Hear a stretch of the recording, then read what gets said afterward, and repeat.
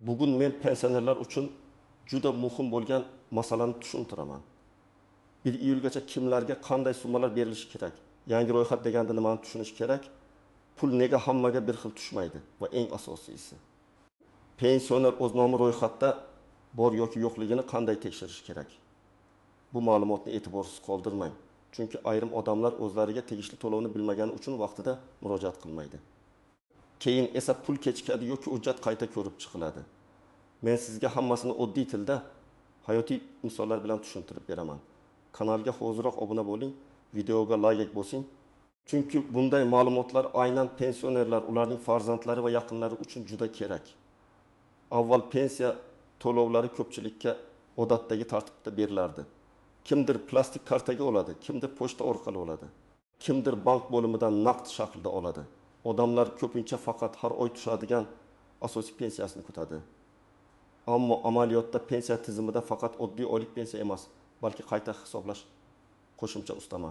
Kompensatsiya, qarzdorlik bo'yicha to'lov, indeksatsiya farqi, ijtimoiy yordam yoki alohida toifadagi fuqarolarga beriladigan qo'shimcha mablag'lar ham bo'lishi mumkin. Muammo shundaki, ko'p pensionerlar menga har oy pensiya tushyapti, demak hammasi joyida deb o'ylaydi. Lekin ayrim holatlarda pensionerning ma'lumoti tizimda eskirgan bo'ladi. Yashash manzili o'zgargan bo'ladi. Bank kartasi muddati tugagan bo'ladi. Pasport ma'lumotlari yangilanmagan bo'ladi. Yoki u qo'shimcha to'lov olish huquqiga ega bo'lsa ham, hujjati yetishmagani uchun ro'yxatga kirmay qolishi mumkin. Yangi ro'yxat deganda ko'pincha shunday tekshiruvdan o'tgan, ma'lumotlari aniqlangan va to'lov olish huquqi tasdiqlangan pensionerlar ro'yxati tushuniladi. Endi nima o'zgardi? Eng muhim o'zgarish shuki, 1 iyulgacha bo'lgan muddat ko'pchilik uchun nazorat sanasi hisoblanadi. Ya'ni shu sanagacha pensionerning ma'lumotlari anishi, to'lov bo'yicha asos bo'lsa hisob-kitob qilinishi, kerakli summa belgilanishi yoki tegishli organlar tomonidan tushuntirish berilishi kerak. Men buni shunday tushuntiraman. Agar pensionerga qo'shimcha pul chiqishi kerak bo'lsa, bu pul havodan paydo bo'lmaydi. Avval uning huquqi tasdiqlanadi. Keyin ro'yxatga kiritiladi, keyin hisoblanadi, keyin moliyalashtiriladi va oxirida bank yoki pochta orqali yetkaziladi. Birinchi navbatda pensionerlar bitta narsani aniq tushunib olishi kerak. Hamma pensionerga bir xil summa beriladi degan gap har doim ham to'g'ri emas. To'lov miqdori pensionerning toifasiga, pensiya turiga, ish stajiga, nogironlik holatiga, boquvchisini yo'qotganlik pensiyasiga, yoshga doir pensiyasiga, ilgari kam to'langan yoki qayta hisoblangan davr bor yo'qligiga qarab farq qilishi mumkin.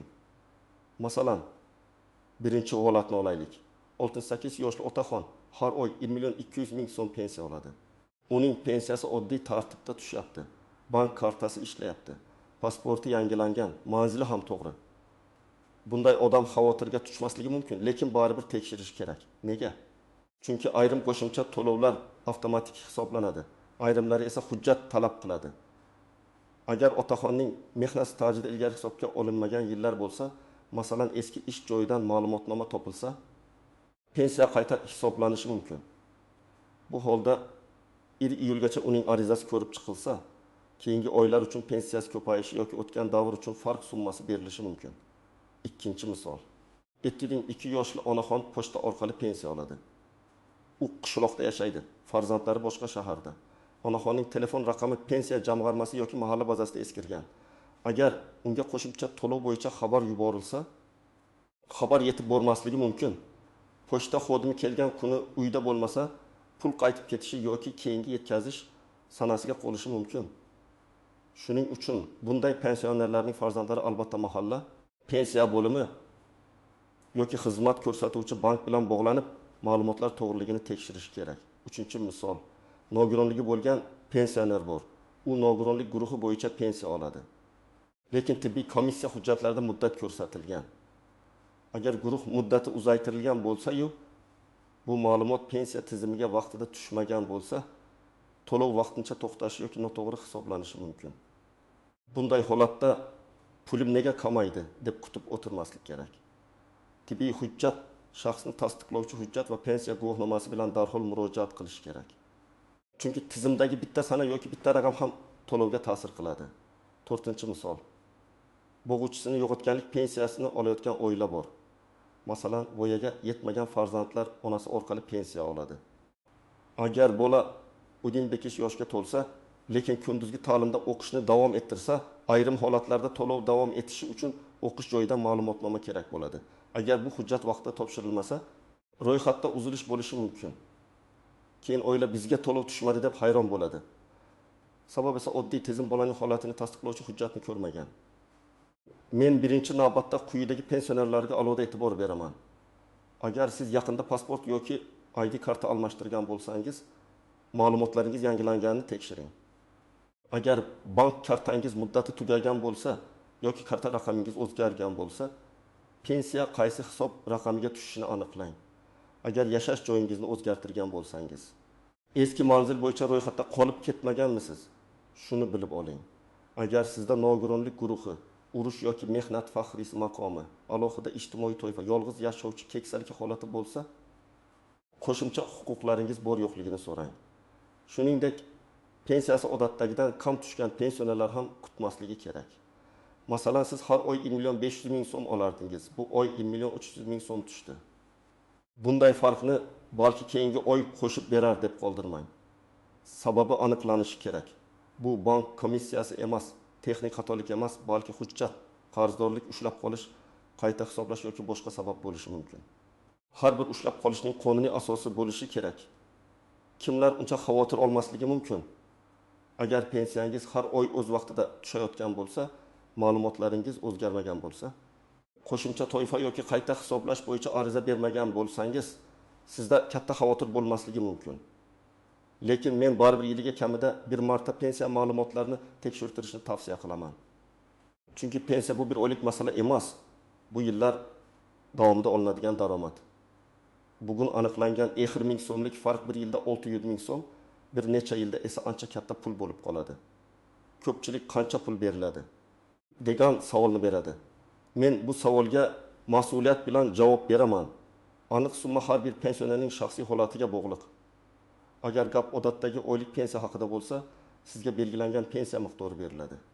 Agar gap qayta hisoblash natijasidagi farq haqida bo'lsa, unda o'tgan davr bo'yicha kam to'langan summa hisoblab chiqiladi. Agar gap qo'shimcha ustama haqida bo'lsa, u toifa va hujjatga qarab belgilanadi. Agar gap kompensatsiya yoki ijtimoiy yordam haqida bo'lsa, uning alohida mezonlari bo'ladi. Masalan, pensionerning pensiyasi 1 million 100 ming so'm edi. Keyin uning qo'shimcha ish staji tasdiqlandi va pensiya 1 million 230 ming so'mga chiqdi. Farq har oy 130 ming so'm. Agar bu farq 4 oy uchun qayta hisoblanadigan bo'lsa, unda taxminan 520 ming so'm qo'shimcha to'lanishi mumkin. Lekin bu faqat misol. Haqiqiy hisob-kitobda sanalar, qonuniy cheklovlar, hujjat topshirilgan vaqt va tasdiqlangan davr muhim bo'ladi. Yana bir misol.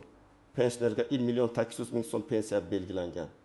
Lekin bank kartasi yopilib qolgan. Pul hisoblangan bo'lishi mumkin, ammo karta ishlamagan uchun pensioner uni ola olmaydi.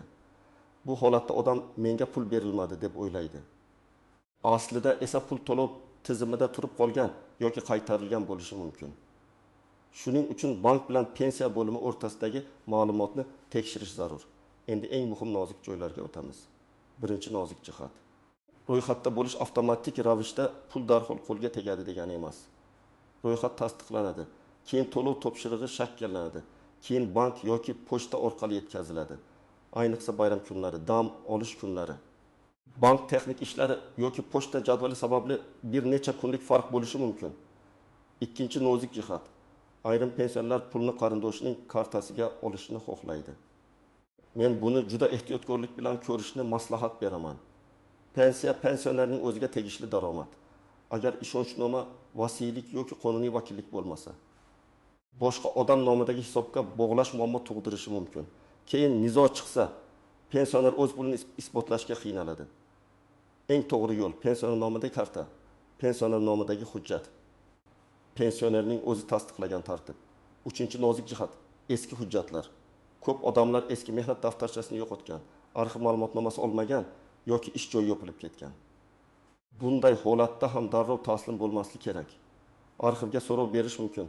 Sobiq tashkilotning huquqiy vorisini aniqlash mumkin. Soliq yoki boshqa ma'lumot bazalaridan izlash mumkin. Agar ish staji topilsa, pensiyaga ta'sir qilishi ehtimoli bor. Lekin bu jarayon vaqt oladi. Shuning uchun iyulgacha kutib o'tirmasdan ho'zroq harakat qilish kerak. 4-nozik jihat. Menga telefon qilishdi. Pensiya puli chiqibdi. Karta raqamingizni ayting degan firibgarliklar. Hech qachon SMS kodni, bank kartaning to'liq raqamini, amal qilish muddatini, CVV kodni, mobil ilova parolini begona odamga bermang. Rasmiy idora xodimi sizdan bank kartangizning maxfiy kodini so'ramaydi. Agar kimdir shunday desa, bu firibgar bo'lishi mumkin. Pensionerlar ko'pincha ishonuvchan bo'ladi. Shu sababli farzandlar ham ota-onasini ogohlantirish kerak. 5-nozik jihat. Pensioner xorijda bo'lsa yoki uzoq muddat boshqa hududda yashasa, bunday holatlarda to'lov tartibi, tasdiqlash hujjatlari, yashash faktini aniqlash masalalari paydo bo'lishi mumkin. Agar pensioner boshqa viloyatga ko'chgan bo'lsa, pensiya hujjatlari yangi manzil bo'yicha o'tkazilganmi? Shuni tekshirish kerak. Aks holda pul eski hududda hisoblanib, olishda qiyinchilik tug'iladi. Men amaliyotda eng ko'p uchraydigan xatoni aytaman. Odamlar og'zaki gapga ishonib qoladi. Qo'shnimga berishibdi, demak menga ham berishadi. Mahallada aytishdi, kutib turing deyishdi. Telefon qilamiz deyishdi degan gaplar bilan vaqt o'tib ketadi. Sizda hujjatli asos bo'lishi kerak. Ariza topshirsangiz, ariza raqamini oling. Murojaat qilsangiz, qachon va kimga murojaat qilganingizni yozib qo'ying.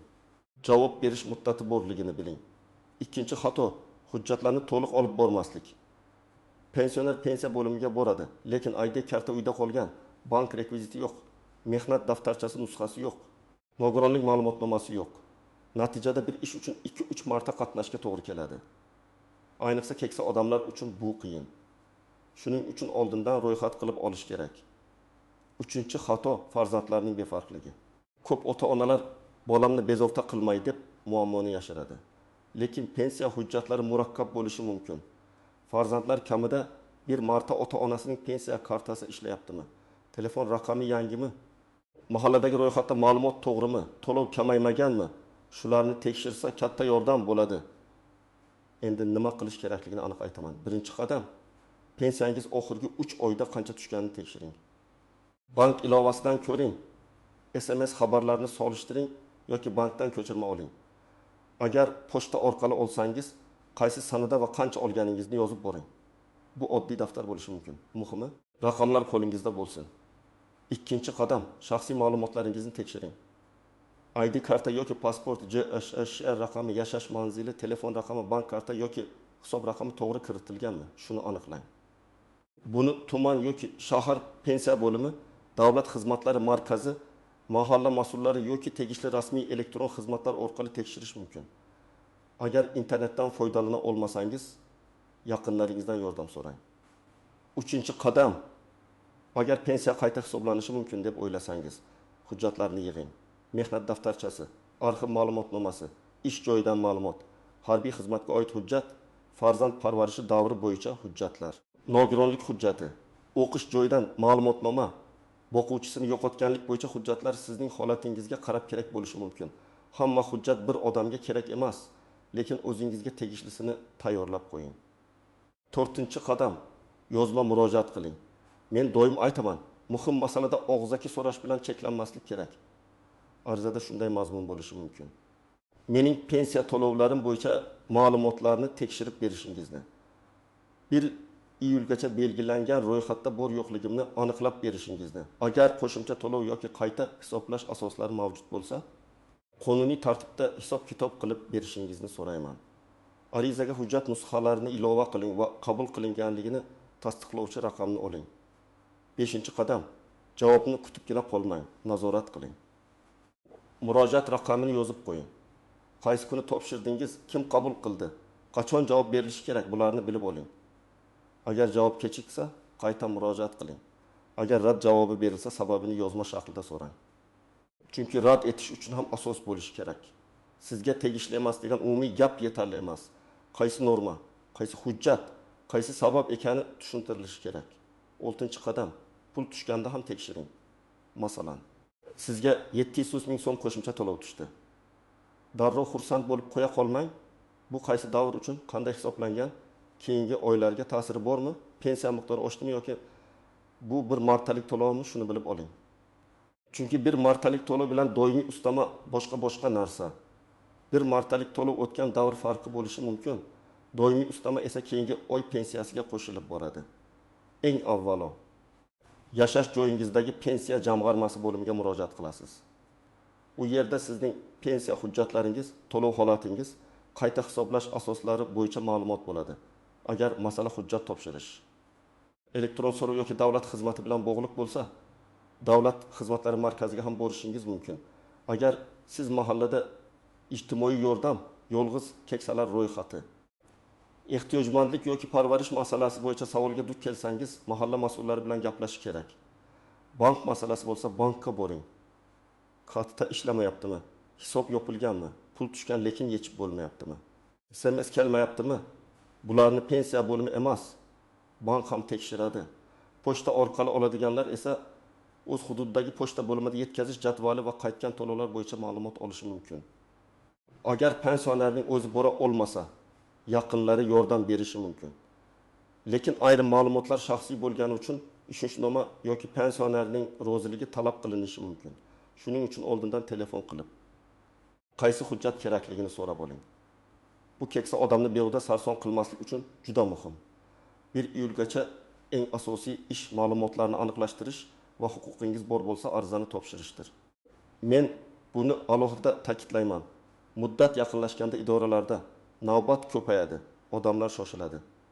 Hujjat yetishmasa qayta borishga vaqt qolmaydi. Shuning uchun bugun tekshirish, ertaga tekshirish. Agar hammasi joyida bo'lsa, xotirjam bo'lasiz. Agar muammo chiqsa, uni tuzatishga vaqtingiz bo'ladi. Masalan, siz 25 iyunda borsangiz va arxiv hujjati kerakligi ma'lum bo'lsa, uni olishga ulgurmasligingiz mumkin. Agar may oyida yoki undan oldin harakat qilsangiz, arxivga so'rab berasiz, javob olasiz. Hujjatni topshirasiz va ro'yxatga kiritilish ehtimoli oshadi.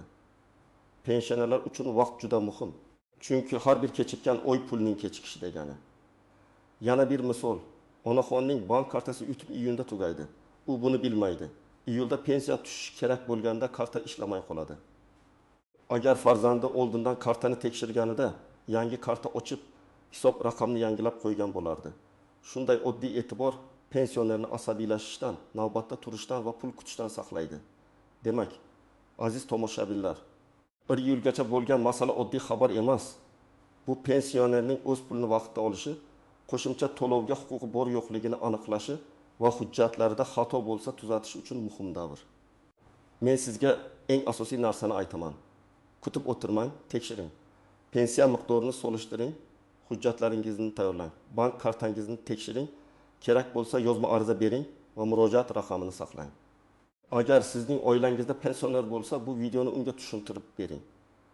Agar siz pensioner bo'lsangiz, o'zingizni noqulay his qilmang. Bu sizning qonuniy huquqingiz. Pul qayerdan chiqadi, nega kechikadi? Nima uchun bir odamga ko'proq, boshqasiga kamroq bo'ladi? Bularning barchasi hujjat va hisob-kitobga bog'liq. Kimki o'z hujjatini tartibga solsa, o'z huquqini bilsa va vaqtida murojaat qilsa, u ko'proq xotirjam bo'ladi. Izohlarda yozing. Sizning hududingizda pensionerlarga to'lovlar vaqtida tushyaptimi? Kimdir qo'shimcha summa oldim, pensiyani qayta hisoblatishda qiyinchilik bo'ldimi? Tajribangiz boshqa odamlarga ham yordam beradi. Videoga like bosing, kanalga obuna bo'ling va yaqinlaringizga yuboring. Chunki bitta vaqtida aytilgan ma'lumot pensionerning o'ziga tegishli pulni yo'qotib qo'ymasligiga sabab bo'lishi mumkin.